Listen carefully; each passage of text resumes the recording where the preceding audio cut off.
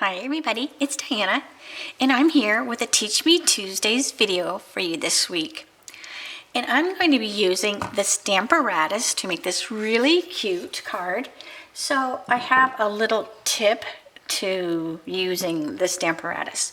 So the card that I'm going to show you is this fun one right here, and it uses the Witty-Cisms stamp set. So if I'm just doing one or two cards, I would stamp my greeting first, and then I would run the piece of paper through the die cutting machine for my shape. But I'm going to make a bunch of these cards, so it's easier to make my shapes ahead of time and stamp them after.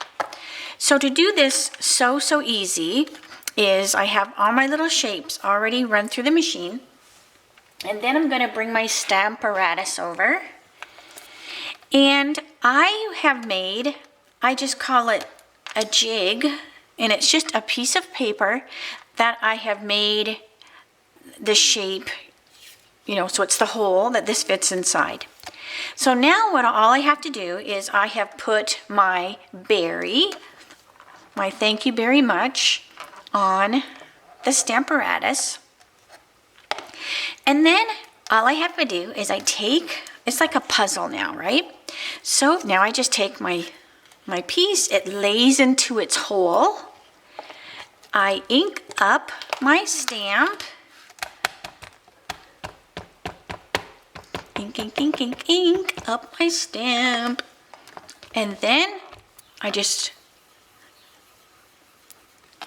stamp it. So there it is. Then I just pull that out. Then I pop another one in, and I do this over and over and over and over and over and over again. So it's a lot easier to do these shapes without having to, like I said, if you're doing a whole bunch, sometimes, when you're lining them up on the die cutting machine, sometimes it wiggles a little bit, even with the magnetic plate.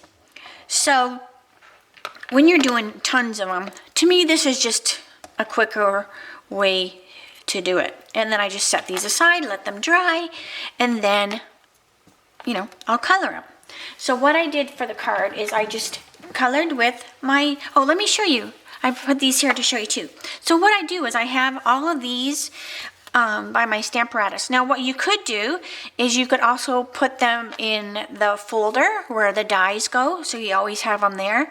Or if it's a particular stamp set, like the bees for instance, you could maybe put this with the stamp set that the bees are. So see, these are just some of the jigs that I have made for other cards that I've done, and they're just all these different shapes. So right now they're just with my Stamparatus. I just have a little pile, and whenever I need to grab one, I do. It's really easy to make a new one each time, because obviously when you're making your hole for there, it makes a hole, right? So you can just use it. But it just saves a lot of time. So I wanted to show you those. But let me go back to the card, because all I did was I colored with the Stampin blends. Let me zoom in a little bit. You probably get so tired of watching me color, because that's all I love to do. So this is just simple coloring. I just put a little bit of the light gray granite. I'm going to put a little bit of which one is this? This is the light soft suede on the side here, a little bit in the stem as well. Because if you look on a flower or whatever that has green, or even the leaves when they're growing, there is a little bit of a brown color to them. So then I'm just going to, which one is this? Did I grab the dark? Yes, I did. So now I'm just going to do my dark poppy, because that is the ink, or not the ink, but that is the cardstock that I used on my card. So there's that. Then I'll finish it with the light. And then I'm also going to use the Granny Apple Green. And I'm going to wiggle around in circles where those two colors meet, and that just softens that line if you want it to not be so stark. And then my little green with the granny apple so that it matches the cardstock as well, like that, and then the light. Super simple, like that. Oh, such a cute card. And I do want to add a little bit more up here of the soft suede so that the stem is browner. Okay, let me put those aside. And then what I'll do is I want to pull my pieces out. Now another thing that I did was I actually bought 2 of the Witty-Cisms stamp set. So one is my regular one where I have left it, you know, together, right? So it will say whatever you want, but this card I use the thank you very much. But then I also have, I'm going to zoom out a little bit, I also bought a second one, and this is the one that I'm going to be cutting apart. Now, keep in mind, as soon as you do this, you have voided any kind of warranty or returns for the stamp set because obviously, you know, this is not really how you're meant to be doing it, but I have to.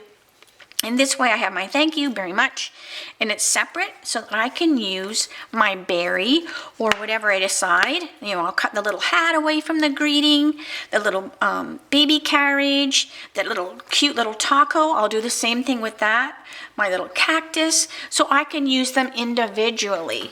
So the stamp set's very inexpensive. I believe it's $22, so it's not that expensive in a stamp set to do this to, but just like I said, remember, once you do it, you can't return it. So if you mess it up, you know, just try not to mess it up. But what I'm going to do, so now I have my berry all by itself, and you could also just mask it, put some Scotch tape or something over top of the writing, and then it wouldn't get ink on it, so that you could just get the berry shape.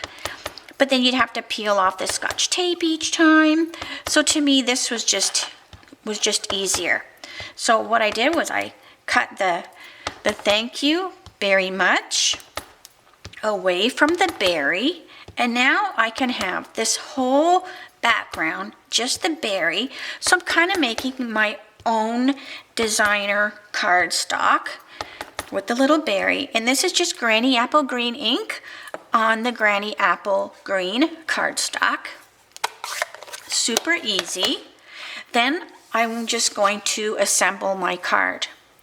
I also want to show you how easy, let me flip this over just in case I get any ink anywhere. I want to show you, I did put some dimensionals on the back of this little guy before I put it on the poppy. Let's see, peel these little backs off. Easy peasy. All right. And then that's just going to go on here.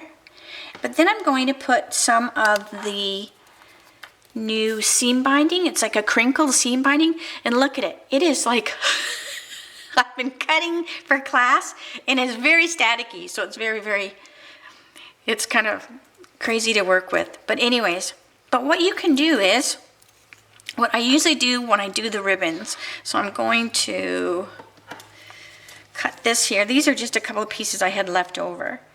All right, so I'm going to put some glue dots on the back of the seam binding.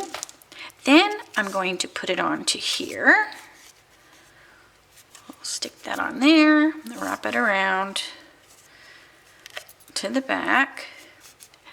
So now I have my ribbon is glue dotted back behind there, and then I'm going to use the longer one because I just grabbed a couple pieces, shorter pieces. Hang on, let me get some scissors to stick that under there because it's so staticky, it's just hugging that cardstock like crazy. Get under there. There we go. So then I'm just going to loop that underneath.